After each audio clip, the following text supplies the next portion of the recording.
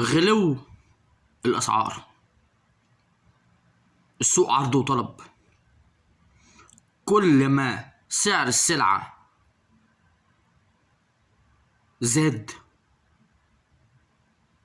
طبعا محدش هيقبل ان هو كل شوية او كل يوم او كل ساعة يلاقي السعر عالي، كل ساعة يلاقي السعر عالي، كل ساعة يلاقي السعر عالي. حرام. لما السلعة او الخدمة يزيد الطلب عليها لازم سعرها يزيد. ده السوق.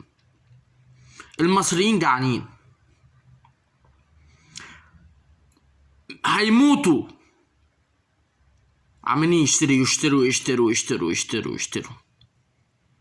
اي حاجة سعرها يزيد، سمك، رز، فراخ، لحمة، اي حاجة سعرها يزيد تأكد ان الطلب عليها عالي جدا،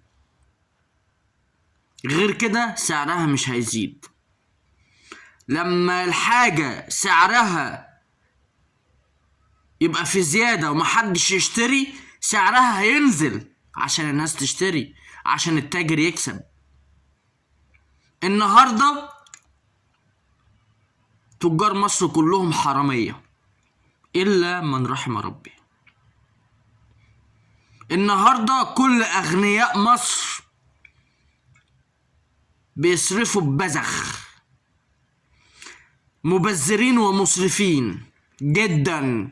القهاوي مليانة والكافيهات مليانة، ومدمنين الحشيش والشيشة ما فيش أكتر منهم، ودول برضو مدمرين البلد على فكرة.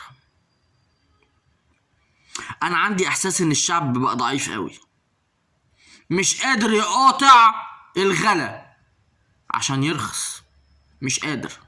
ده ضعف على فكرة.